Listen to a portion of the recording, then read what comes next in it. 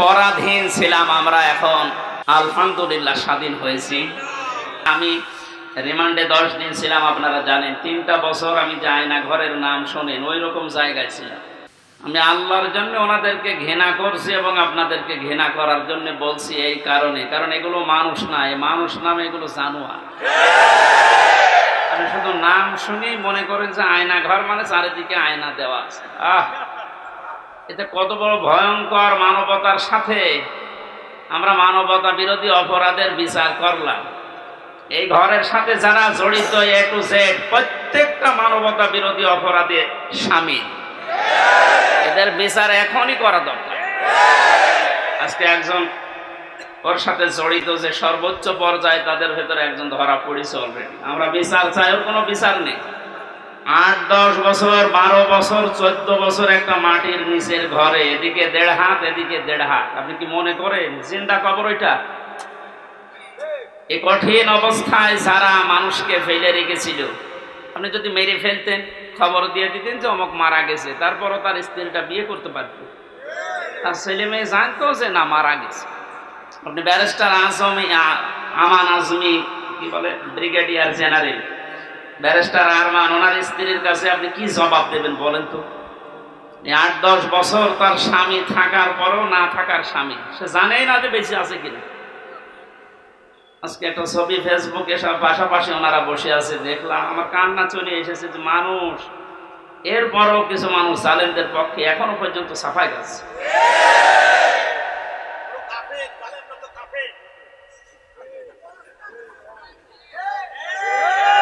ঠিক আছে ভাইয়া,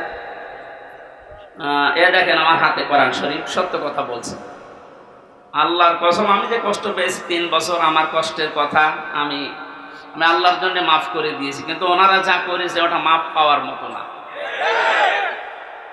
ওনারা তো আমার শুধু শত্রু না, ওনারা মানবতার শত্রু, আল্লাহর শত্রু। রিমান্ডে আমার সাথে যে ব্যবহার করেছিল, আল্লাহর ভুল ধরতো মাঝে মাঝে। এই যে অফিসার গুলো ছিল কাউন্টার টেররিজমের, এই মেন দায়িত্বে যে লোকটা ছিল আসাদুজ্জামান, মনেরও তো আগে ছিল আমার সময় আসাদুজ্জামান, এরপরে এসপি আতিকুর রহমান, শেখ ইমরান, এই বাগেরহাটে বাড়ি। এই মানুষগুলোর আচরণ আমি মানুষের পাইনি।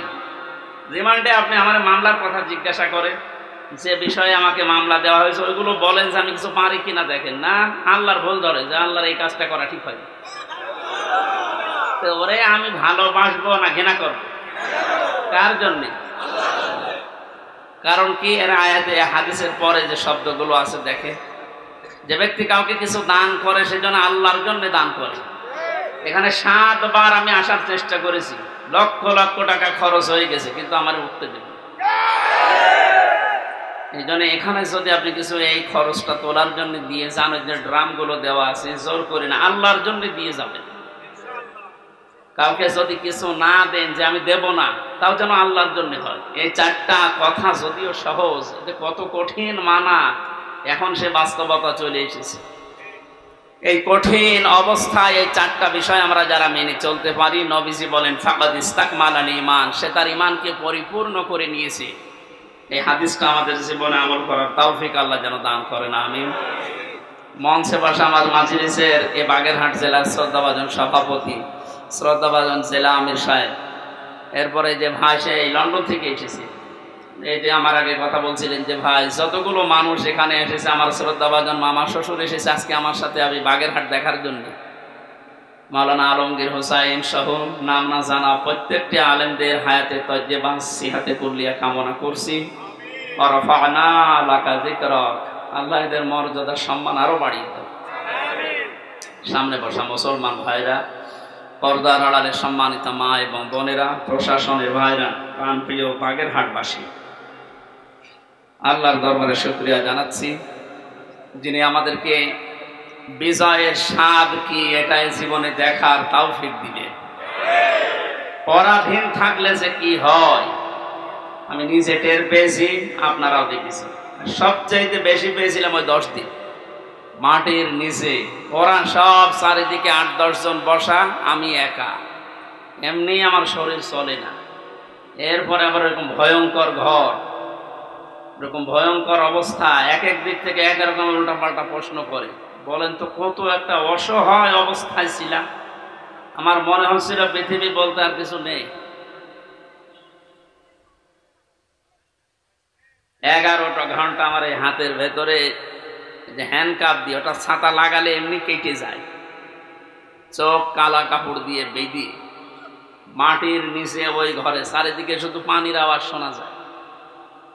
এই উপরে 11 ঘন্টা আমার জোহর আসর মাগরিব এশার নামাজ পড়তে দেয়নি। আমি এশারায় পড়েছি, অজু আছে কিনা আছে, অজু করবো কোথায়?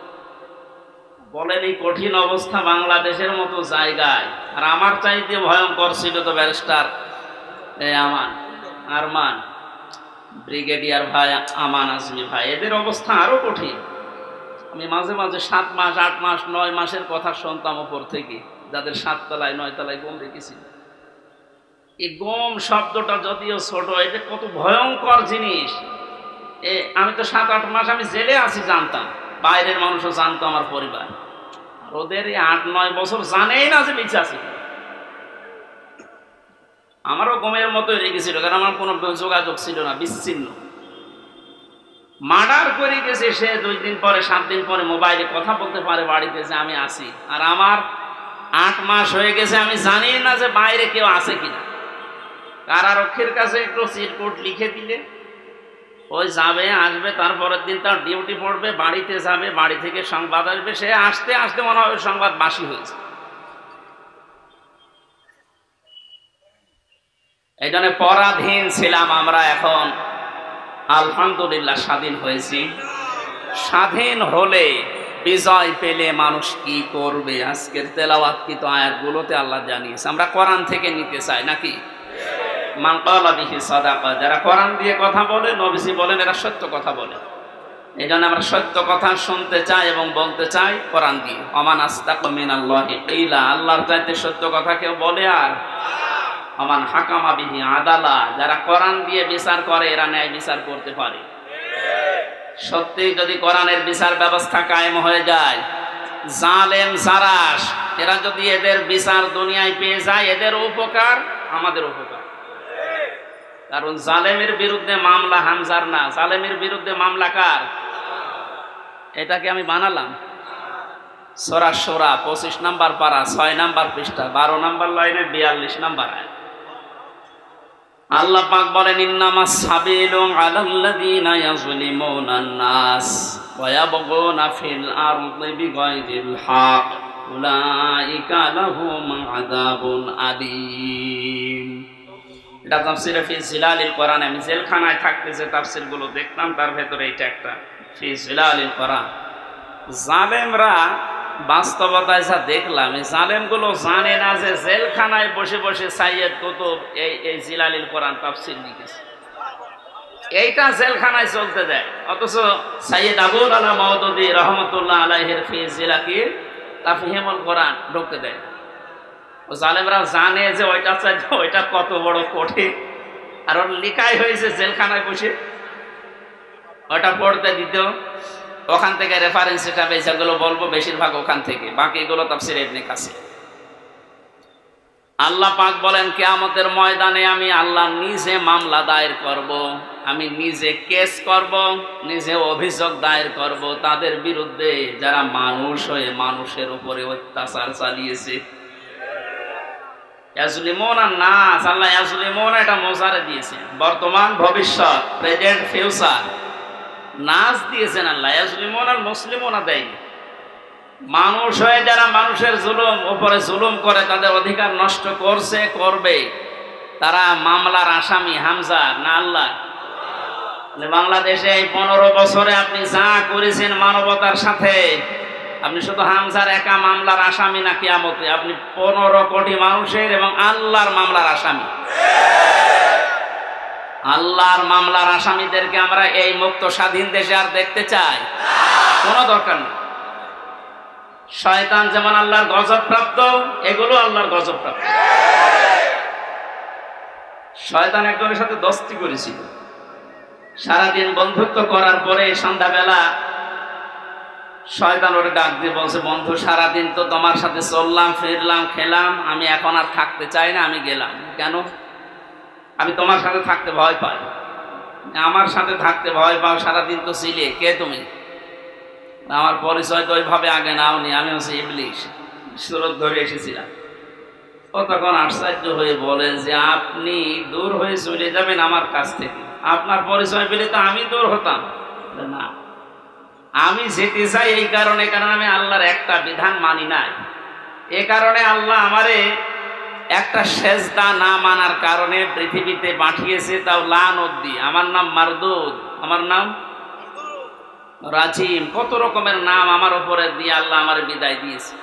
আর আজকে 17টা সেজদা ফরজ ছিল তোমার প্রতি, একটা সেজদাও দেও না। আল্লাহ রাগ করে তোমার উপরে যে গজব নাযিল করবে, ও গজবে আমি শয়তানও পড়ে যাব। ও আল্লাহর একটা বিধান লঙ্ঘন সেজদা, এটা লঙ্ঘন করে যদি ভয় পায়, এই 15 বছরে আপনি 500 বিধানের একটাও মানেন না, আরো মানুষকে মানতে দেন।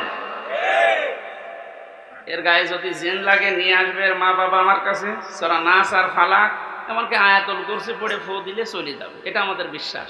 যাই,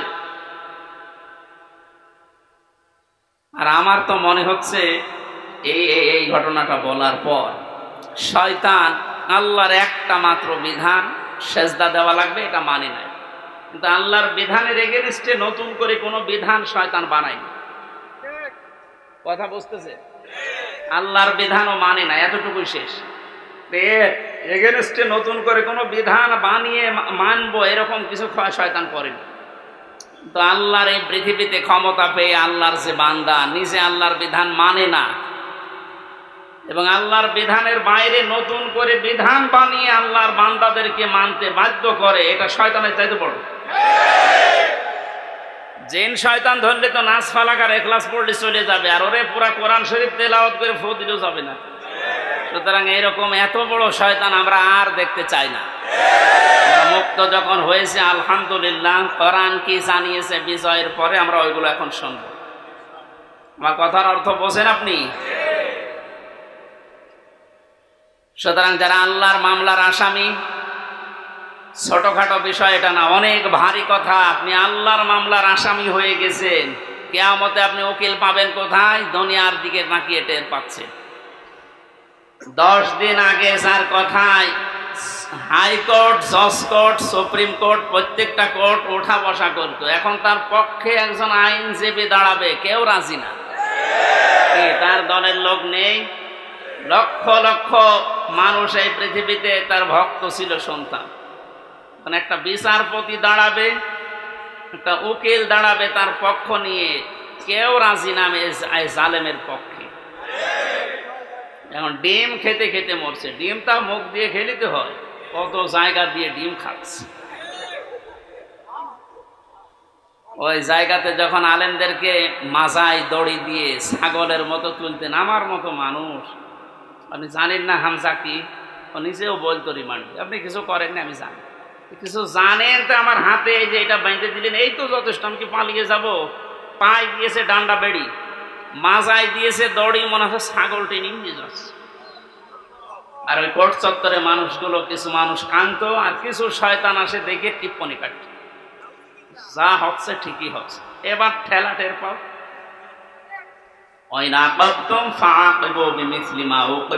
যতটুকু আপনার উপরে করা হয়েছে অতটুকু আপনি করেন, ওর চাইতে বেশি না। অতটুকু করলেও আপনি এই 15 বছর দুনিয়ায় বেঁচেও থাকতে পারবেন না। যা করেছেন যদি অতটুকু আল্লাহর ভাষায় আমরা করতে চাই, সত্যি আপনি পারবেন না। এদেশের বহু মেধাবী সন্তানেরা এই কোটার বিরুদ্ধে এমনি আন্দোলন করে না।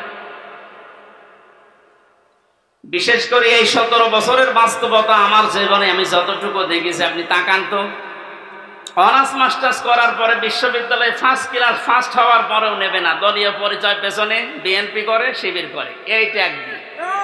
আরে ওইগুলো না দেখে আমার মেধা আছে কিনা ওইটা দেখ। কত বড় জুলুমের শিকার বানিয়ে রেখেছিলেন এই ছাত্র জনতাকে বলেন। আল্লাহ এমনি এমনি নাড়া দেয়নি। কোরআনের পাখি সেই 15-16 বছর আগে একবার বলেছিল যে একটু 12 কোটি জনতা নাড়া দেবে, গাছের গোড়া ধরে দিল্লি গিয়ে পড়বা মামু বাড়ি, ঠিক তাই খাপের খাপ মমতাজের বাপ মিলিয়ে গেছে। আরে আমরা তো কিছু করি না, খালি হাতে তাহলে একটু নাড়া দিয়েছি, তাও সবাই না, খালি ছাত্ররা, আর একেবারে জায়গা মতো যে পুলিশ। শ্বশুর বাড়ি আমাদের তো মামার বাড়ি।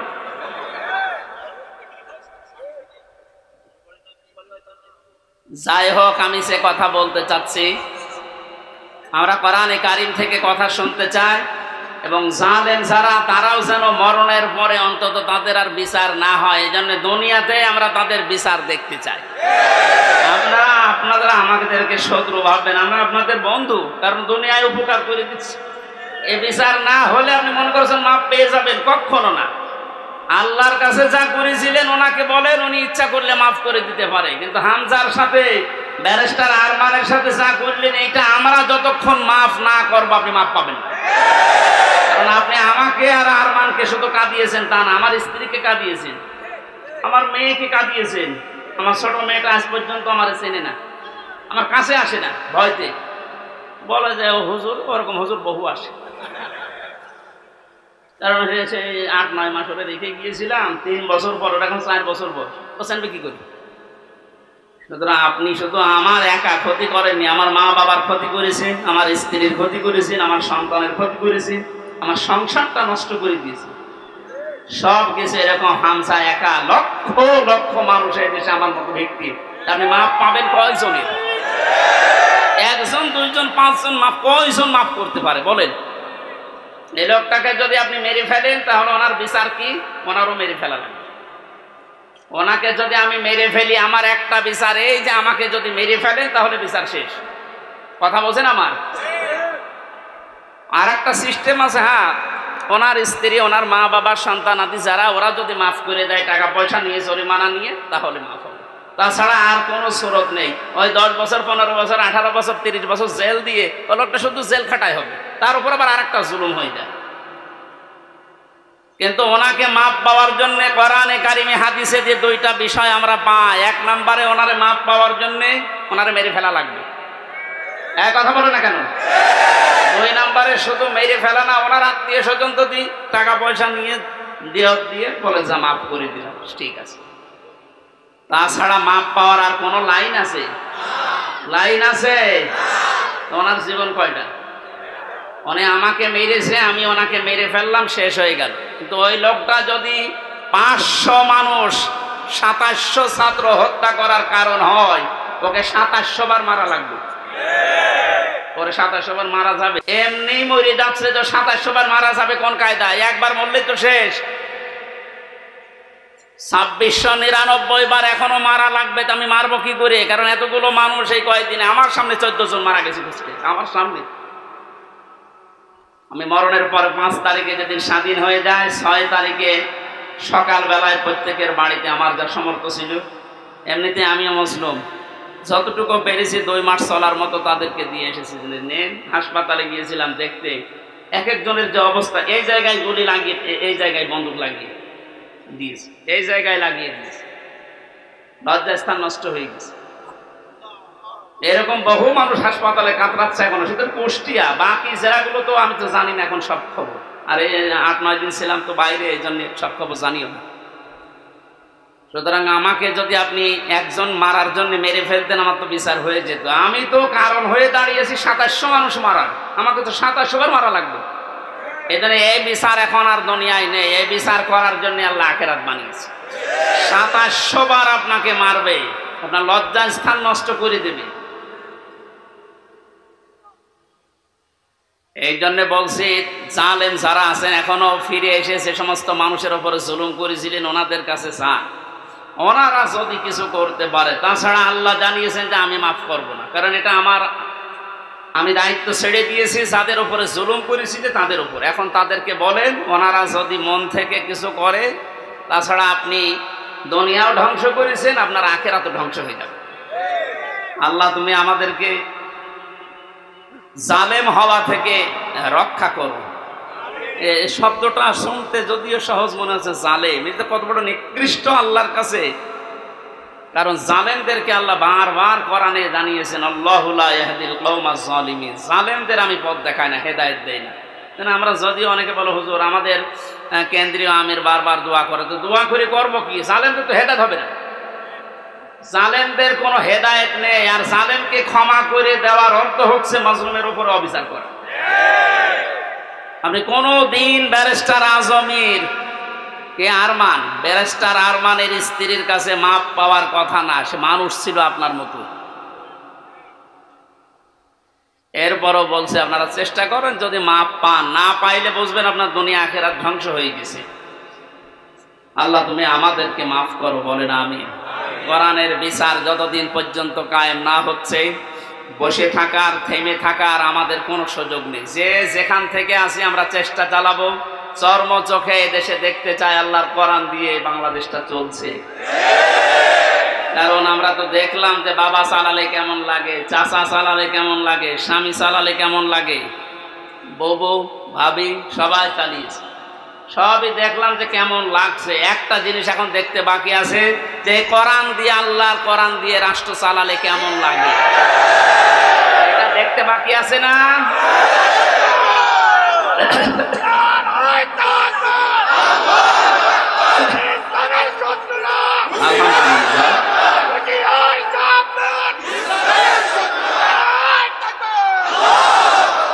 এইটা দেখতে যখন বাকি আছে, আমি মুসাফির মানুষ, মাজলুম মানুষ এবং অসুস্থ মানুষ, আর তিনটা দোয়ায় কবুল হওয়ার কথা হাদিসে আছে, যে মাজলুমের দোয়া কবুল হয়, মুসাফিরের দোয়া কবুল হয়, অসুস্থ মানুষের দোয়া কবুল হয়। সবাইকে নিয়ে মাগরিবের আগে আমি দোয়া করবো ইনশাআল্লাহ। সূরা নসরের তাফসীরটা করার পর আল্লাহ যেন চর্ম চোখে অন্তত এইটা দেখে যাওয়ার তৌফিক দেয় যে আমাদের এই দেশটা কোরআন দিয়ে চলছে।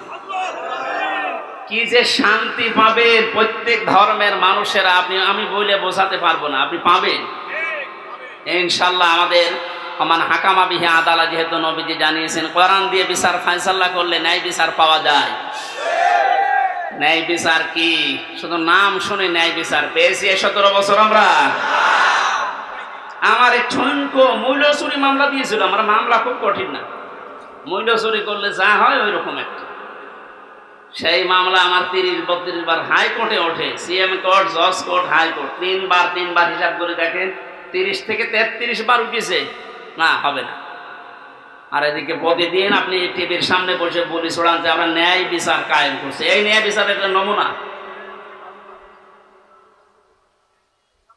যা করেছেন বিচার ব্যবস্থায় যাদেরকে বসিয়েছেন প্রত্যেকটা অবিচার করেছে। আর আমার 164 যে ম্যাজিস্ট্রেট নিয়েছিল, ওই শয়তানকে আমি জেলখানায় যাওয়ার 3 মাস পরে দেখি ও ভেতরে ঘুরে বেড়াচ্ছে। এখানে কেন? ও আমার বেকার এই সমস্ত বিষয়গুলো লিখে মানে একেবারে জালিয়াতি করে সই করিনি। বলছে হুজুর আপনি মাত্র কিছুক্ষণ পরে বেরিয়ে চলে যাবেন, কারণ আমি 164 বুঝতাম না। ওইসব লাইনের লোক আমরা, এই সিটারি বাঁটমারি এই 2 নাম্বারই করে বসে খালি সই করে দেন, নিচে আপনার ছোট ছোট মেয়েরা কাটতেছে আমি জানি, আপনি চলে যাবেন। ওর উপর বিশ্বাস করে আমি সই করি নিচে আসলাম, দেখা সাক্ষাৎ করে আমার জেলে পাঠিয়ে দিলে, আনন্দে আছে যে কয়েকদিন মাত্র বের হয়ে যাবে। ও আল্লাহ শুনছো এটা 164, আমি যা যা বলতে চাইনি ওই শয়তান সব লিখে খালি আমার সইটা বসিয়ে দিচ্ছে। পরে জেলখানায় দেখি কাশেমপুরে, বললাম কি আপনি এখানে, আপনি কাজটা ঠিক করলেন, জেনে শুনে আমার জীবনটা এভাবে নষ্ট করলেন? বলছে আমার উপর থেকে যা বলেছে আল্লাহর ওলিরা আমি তাই করছি, আমার কিছু করার নেই। তা আপনি এখানে কি? বলছে আমার বউ মামলা দিয়েছে। তোর বউ? আমিও মামলা দেবো তোর নামে। এই জন্য আল্লাহ ছাড় দিয়েছিল কিন্তু ছেড়ে দেয়নি। ইন্না বাদশা রাব্বিকা লাশাদীদ, আল্লাহর ধরা বড় শক্ত ধরা, যেটা আমরা আইন মন্ত্রী আরে দরবেশ বাবারে দেখি বসলাম কি দাপট গো। আমি মাঝে মাঝে আইন মন্ত্রীর আদালতে দেখতাম, আরে দরবেশ বাবা দেখতাম বসে আছে, আমারে যখন নিয়ে যেত ওই উপরে দেখা যেত যে বসে আছে দরবেশ যে এই কাম করতে পারে আমার তো কোনোদিন বিশ্বাস হয়নি। হ্যাঁ, দাড়ি কেটে নম হয়ে গেছে, শয়তান পর্যন্ত ওর এখন ঘৃণা করছে যে আমি তো এত খারাপ না। বেকার যারা আপনাদের এই দাড়ি রাখাই সুন্নতকে নিয়ে হেয়ালিপনা করা, এই আর কি ঠাট্টা বিদ্রুপ করা, আপনি সুন্নত পর্যন্ত কেটে বাদ দিয়ে দিলেন। কিয়ামতে আল্লাহর নবীও আপনাকে বাদ দিয়ে চলে যাবে। আল্লাহ তুমি আবার বলছে মানুষগুলো যদি, আমি আবার বলছি ভুল আর অন্যায় করা এটা কিন্তু এক না। ভুল মানুষ করতে পারে, কিন্তু জেনে শুনে অন্যায় করে ভুল বলে চালিয়ে দেবেন, যেটা এখন চালানো হচ্ছে। অন্যায় যারা করেছেন, অন্যায় করলে মাস্ট বি তাকে শাস্তি পাওয়াই লাগবে। আমরা কিছু না করে যদি শাস্তি পেতে পারি 3 বছর, আপনি করে তো আপনার 99 বছর শাস্তি হওয়া দরকার। প্রথম ছেড়ে যাওয়ার পরে যার সাথে দেখা, একেবারে গেট দিয়ে ঢুকিয়ে আল্লাহ সে বলি সেই কি শাহজাহান জল্লাদ, এর সাথে প্রথমে হাত মিলিয়েছে। আমারও বলছো হুজুর আপনারে আমি চিনি। চেনেন মানে? ওই যে টেলিভিশন আছে ভেতরে, মেমোরি কার্ডে ওয়াজ ভরে নিয়ে আসলে শুধু আপনার আর আজহারি সাইদি সাহেব এদের ওয়াজ দেয়, আপনার আমি চিনি। আপনার নাম কি? শাহজাহান জল্লাদ ভুইয়া। ভুইয়া কেন? আমার বংশের নাম। অথচ 167 বছর না কত বছর সে এখনো ভুইয়া ছাড়েনি। এরকম বহু শয়তান আছে, ও মরে যাবে তাও ভুইয়া ছাড়েনি। আবু জাহেলের গলার ভেতরে যেদিন তরবারি চালাচ্ছিল, বলছে কে? আমি আব্দুল্লাহ ইবনে মাসউদ। কি করবি? গলা আলাদা কর, একটু বড় করে কাট। বড় করে কাট মানে? বলে হ্যাঁ একটু বড় করে কাট, মানুষ যেন আমার মাথা দেখে বোঝে যে এটা নেতার মাথা। আমার মনে হয় এর মতো এখনো পর্যন্ত অনেক শয়তান, সব শেষ হয়ে গেছে, এরপরও বৃদ্ধি কমছে না। বিভিন্ন জায়গা থেকে ভিডিও বার্তা দিয়ে মানুষকে শুধু উত্তেজিত করছে, আর কোনো লাভ হবে না ইনশাআল্লাহ। আপনি যাই করেন আর কোনো লাভ হবে না, এদেশের মানুষ বুঝে গেছে। ধোঁকা দিয়ে বোকা বানিয়ে বেশি দিন রাখা যায় না।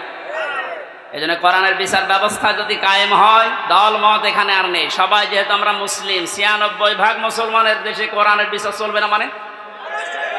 এই কথা বলেন না কেন? এ বিষয়ে কারো দ্বিমত আছে? আপনি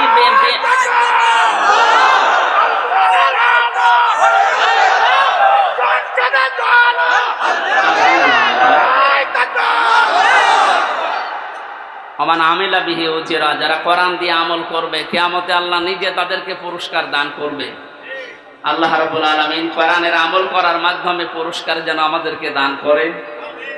দুঃখজনক হলো সত্য, 500 আমল আছে কোরআনের। কয়টা? এই দেশে এখন একটাও নেই। সামনে আস্তে আস্তে আমরা 500টা আমলই চালু করব কোরআন দিয়ে ইনশাআল্লাহ। আমান দাআ ইলাইহি হাদা, নবীজি বলেন তুমি যদি হেদায়েতের উপরে থাকতে চাও, বড় সোপা গায়ে দিলে, পাগড়ি মাথায় দিলে, আর রুহুল আমিন ভাইয়ের মতো এরকম মোটা হলে হেদায়েতের উপরে থাকা যাবে? হেদায়েতের উপরে থাকতে হলে কোরআন দিয়ে ডাকা লাগবে। আমান দাআ, এখানে প্রাণ আছে, দাআ ইলাইহি হাদা, কেউ যদি হেদায়েতের উপরে থাকতে চায় সে যেন মানুষকে কি দিয়ে ডাক দেয়। তাহলে আজকে থেকে আমার দাওয়াতি কাজের মেন টার্গেট হবে কি বলেন তো? নবীজিকে পর্যন্ত আল্লাহ আদেশ দিয়েছেন, ইয়া আইয়ুহার রাসূল বাল্লিগ মা উনজিলা ইলাইকা মির রাব্বিক। হে রাসূল, আপনি তাবলীগ করেন, প্রচার করেন, দাওয়াতি কাজ করবেন কি দিয়ে? সুতরাং আমরা দলমত চিনি না, বুঝি না, এ সব কিছু যেন এই কেন্দ্রিক হয়। ফাকাদ হুদিয়া ইলা সিরাতিম মুস্তাকিম, কেউ যদি হেদায়েতের উপরে থাকতে চায় কোরআন দিয়ে সে ডাকবে, এবং কেউ যদি কোরআনের ডাকে সাড়া দেয় আল্লাহ নিজে তাকে হেদায়েত নসিব করে দিবে। সুতরাং আজকে আমরা কোরআনে কারিম দিয়ে আপনাদেরকে ডাক দেব, আপনারা কোরআনের ডাকে সাড়া দেবেন। আমরা প্রত্যেকেই হেদায়েতের উপরে চলতে চাই, সিরাতে মুস্তাকিম আমরা পেতে চাই। আমিন। দরুদ আর সালাম পড়ছি মুহাম্মদুর রাসূলুল্লাহ সাল্লাল্লাহু আলাইহি ওয়াসাল্লামের প্রতি। সূরা নাসর পড়েছি, মাদানী যুগের সূরা। কোরআন শরীফে 3 আয়াত বিশিষ্ট 3টা সূরা আছে, আসর, নসর আর কাউসার। কয়টা বলেন তো? নসর মানে সাহায্য, নসর মানে কি? আর নাসর মানে ইগল। নুন সাদ র, নাসর মানে সাহায্য, নুন সিন র, নাসর মানে ঈগল পাখি। এই জন্য এখানে যারা তেলাওয়াত করেন এই সূরাটা নামাজে একটু মুখ গোল করে পড়বেন। আল্লাহ পাক বলেন, ইদা জা নাসরুল্লাহি ওয়াল ফাত, যখন আল্লাহর সাহায্য আসবে তখন আপনি বিজয় দেখতে পাবেন। যদি আপনি ইদা জা নাসরুল্লাহি ওয়াল ফাত বলেন সিন দিয়ে, যখন ঈগল পাখি আসবে তখন বিজয় পাবেন, পোড়া মানে উঠিয়ে যাচ্ছে। এই জন্য একটু খেয়াল করে শব্দগুলো উচ্চারণ করবে। যেহেতু এটা মাদ্রাসা আপনারা বানিয়েছেন, এলাকার মানুষেরা, আপনাদের একটা সুন্দর অন্তত ব্যবস্থা আছে। এই মসজিদ মাদ্রাসা দিয়ে শুধু ছাত্র ছাত্রী না, এখানে বয়স্ক শিক্ষা চালু করে যারা পড়তে পারেন না তাদেরকেও নিয়ে আসেন, 2-3টা একটা ব্যাচ করে দিন। আমার গ্রামের বাড়ি কুষ্টিয়ার হালসা। আমি একবার যেয়ে দেখি মানুষ নামাজে একেবারেই নেই। গ্রামে তো যেতামও কম। মহসিন সাহেবকে বললাম, মানুষজন বহু মানুষ নামাজ পড়ে, নামাজ পড়ে না এটা এদের দোষ না, এই দোষ আমার। কারণ নামাজ যে কি এটা এরা জানে না, আর নামাজের ভেতরে যে আসলে কি পাওয়া যায় এটা তো এরা বোঝে না। দেখেন আমি ওই ব্যবস্থাটা করে দেই, তখন আর এই 2-5 জন না, কমপক্ষে এই মসজিদে 500 মানুষ, ধরে 400 মানুষ চলে আসবে। 2 জন উস্তাদ রেখেছিলাম, নিজের টাকা যা আসতো সব দিয়ে বললাম যে আপনারা পড়েন। মাগরিবের পর থেকে বাবার বয়সী লোক যারা কাজ কাম নেই, সারাদিন মাঠে ঘাটে ঘাটে, বললাম পড়েন, কিচ্ছু দেওয়া লাগবে না, সব খরচ আমার, আপনারা শুধু কোরআনটা শেখেন। ওলা 2-3 মাস যাওয়ার পরে দেখি মসজিদের চেহারা পাল্টিয়ে গেছে। কিন্তু মাঝখান থেকে তো আমার জীবনে একটা কালো মেঘ নেমে আসলো। ওই গেলাম, ধরে নিয়ে গেল 3 বছর, এই যে বন্ধ হয়ে আছে, এখনো চালু করতে পারি নাই, আবার সামনে করবো ইনশাল্লাহ। আমি দেখেছিলাম মাত্র 2-2.5 মাসের ব্যবধানে কত মানুষ এই যে নামাজে, তখন তাদেরকে পিটিয়েও আপনি দূর করতে পারবেন না। সুতরাং এখানে মাদ্রাসা মসজিদ বানিয়েছেন বয়স্কদের জন্য, মাগরিব থেকে এশা, এশা থেকে আরো রাত 9টা-10টা পর্যন্ত কোরআন কেন্দ্রিক আসেন সবাই, দলমত নির্বিশেষে। তখন আপনাকে কোরআনে কারিম নিজেই হেদায়েত দিয়ে পথ দেখিয়ে দেবে। এই জন্য তেলাওয়াত শুদ্ধ করা দরকার। এখানে বহু মানুষকে আমি দেখি, একটু বলেন তো ভাই, 7টা আয়াত পড়ে সূরা ফাতিহার 7টায় ভুল পড়ে, অথচ 10 বছর নামাজ পড়ছে না। এটা তেলাওয়াত শুদ্ধ করা দরকার। আল্লাহ পাক জানিয়েছেন, ইদা জাআ নাসরুল্লাহি ওয়াল ফাত, যখন আসবে আল্লাহর সাহায্য তখন আপনি বিজয় দেখতে পাবেন। এতদিন পর্যন্ত আমরা আল্লাহর সাহায্য কি এটা পাইনি, এই জন্য বিজয়ও পাইনি। বদরের ময়দানে বিশ্বনবী মাত্র 80 জন মানুষ নিয়ে গিয়েছিলেন, না 313 জন, আর ওদের ছিল 1000 এর উপরে। আল্লাহর পক্ষ থেকে আল্লাহ সাহায্য পাঠিয়েছিলেন, এই জন্য মহান আল্লাহ ওই সময় তাদেরকে বিজয় কি দেখিয়েছিলেন। আবু জেহেলের মতো এত বড় লিডারকে আল্লাহ ওই দিন দুনিয়া থেকে লাঞ্ছিত অবস্থায় বিদায় দিয়েছেন। যোগে যোগে শুধু বদরের ময়দান না, কিয়ামত পর্যন্ত এরকম বদরের ময়দান কায়েম হতে থাকবে। বড় বড় কাফের যারা, বড় বড় মুশরিক যারা, আল্লাহ দ্রোহী যারা, তাদেরকে আল্লাহ বিদায় করবেন যদি আল্লাহর সাহায্য এসে থাকে। আমাদের দেশেও কম ছিল না, বহু মানুষকে আমরা দেখেছিলাম অহংকারে পা মাটিতে পড়তো না। আল্লাহ রাব্বুল আলামিন এই মানুষগুলোকে বিদায় করে দিয়ে তার সাহায্য পাঠিয়ে একটা বিজয় আমাদেরকে যে দেখালেন, বিজয় পাওয়ার পরে যে দৃশ্যটা, এটা এখন আবাহমান জারি আছে, যেটা আমি আমার চোখে দেখতে পাচ্ছি আয়াত অনুযায়ী। দেখেন তো মেলে কিনা। ওয়ারাআইতান নাসা ইয়াদখুলুনা ফি দীনিল্লাহি আফওয়াজা। আপনি যখন বিজয় পাবেন, সাহায্য পাওয়ার পরে, তখন দেখবেন দলে দলে, পালে পালে মানুষ ইসলামে প্রবেশ করছে। বাংলাদেশের এই 64 জেলার দিকে তাকালে, শুধু ইন্টারনেটের দিকে একটু চোখ বোলান, দেখেনি আয়াতটা এখন কার্যকর হওয়া অলরেডি শুরু হয়ে গেছে। ইসলামপন্থী মানুষ, বিশেষ করে যারা একামতে দিনের দায়িত্ব পালন করে, যারা মন থেকে কাজ করে, তাদের যে অ্যাক্টিভিটিস গুলো, তাদের যে কাজকর্মগুলো, তাদের যে ইখলাস আমরা দেখতে পাচ্ছি। দাওয়াতও দেওয়া লাগছে না, তাদের ইখলাস দেখে, শুধু কাজ দেখে এখন মানুষ ইসলামে প্রবেশ করে অলরেডি ফেলছে। আমার তো মনে হচ্ছে এই আয়াতটা আল্লাহ আমাদেরকে অলরেডি দেখাবে। সূরা কাসাস থেকে একটা আয়াত কালকে আমি পড়ছিলাম, অনুরিদু আন্না মুন্না আলাল্লাযীনা ইসতুযইফু ফিল আরদি ওয়া নাজআলাহুম আইম্মাতাও ওয়া নাজআলাহুমুল ওয়ারিসিন। ওই কিচ্ছা কাহিনী না, একেবারে বাস্তব যেটা ঘটবে বা ঘটতেছে ওইটা আপনি কোরআন থেকে শোনেন। আল্লাহ পাক বলেন ওই জামানায় হযরতে মুসা আলাইহিস সালামের যে দলটা ছিল, তিনি যে দলের লিডার ছিলেন, ফেরাউন বহু দলে বিভক্ত করে মানুষদেরকে দুর্বল করে রেখেছিল। শুধু একটা দলকে সে টার্গেট বেশি নিয়েছিল, সেটা মুসা নবীর দল। আমার আল্লাহ নিজের পক্ষ থেকে জানালেন, আমি আল্লাহ কিন্তু ইচ্ছা আলাদা করেছিলাম। আমার আল্লাহর ইচ্ছা ছিল এইটা যে দুনিয়ার ময়দানে আমি মুসা নবীকে এই জামানায় এই জাতির নেতৃত্বে বসাবো এবং জমিনের ওয়ারিস উত্তরাধিকারী তাদেরকে বানিয়ে দেব। আমি তাই করেছিলাম।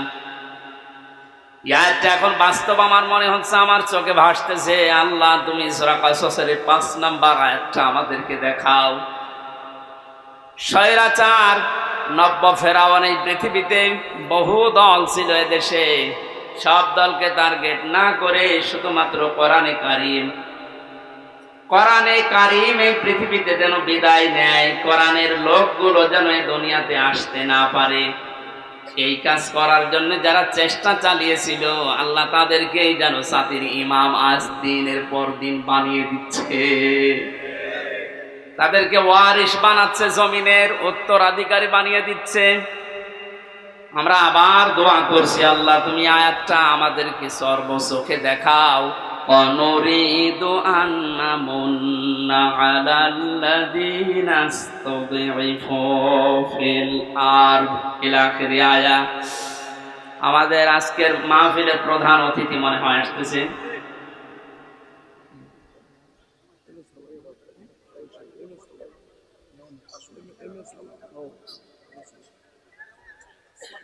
আজকের মাহফিলের প্রধান অতিথি সাবেক সংসদ সদস্য, প্রার্থী ছিল সাবেক, জনাব মোহাম্মদ আব্দুল সালাম, এম এ সালাম বা আব্দুল সালাম ভাই আসতেছেন। আমরা কোরআনের পক্ষ থেকে তাকে স্বাগতম জানাচ্ছি। লিল্লাহি তাকবীর, লিল্লাহি তাকবীর। আব্দুল সালাম ভাইয়ের আগমন কোরআনে কারিমের মাহফিলের পক্ষ থেকে। আপনাদের এলাকার সন্তান, আমি তো পরিচিত না ভাইয়ের সাথে, তাফসীরুল কোরআন মাহফিলে উনি শত ব্যস্ততার ভেতরেও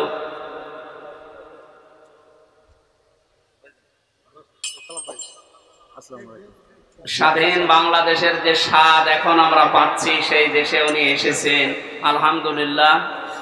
সালাম ভাই একটু পরে কথা বলবো ইনশাল্লাহ। আমরা আয়াতটা শেষ করিনি, আপনারা আছেন তো?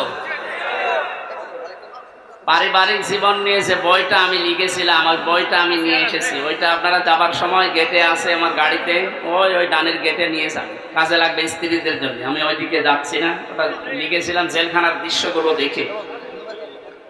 আজকে আমাদের মাহফিলে যিনি এসেছেন প্রধান অতিথি হিসাবে জনাব এম এ সালাম ভাই, উনি আর কিছুক্ষণ পরে আপনাদের সামনে দোয়া নেবেন, কথা বলবেন। আমরা আয়াতটা শেষ করি, যেহেতু তাফসীরুল কোরআন মাহফিলে। অরায়তান নাসা ইয়াদখুলুনা ফি দীনিল্লাহ। একটু আওয়াজ কম করা লাগবে ভাই, একটু আওয়াজ কম করেন, কয়েক মিনিট আমি আয়াতটা শেষ করি, কথা বলা যাবে না। একটু পরে কোরআনের আয়াতের দিকে তাকালে আমি যেটা দেখতে পাই, ইয়াদখুলুনা এটা মোজারে, বর্তমান ভবিষ্যৎ, প্রেজেন্ট ফিউচার। ফি দীনিল্লাহ, আল্লাহর দ্বীনের ভেতরে। বলেন তো দ্বীন কার? দ্বীন কি আমির হামজার, এম এ সালামের? কার? দ্বীন আল্লাহর। বলেন দ্বীন কার?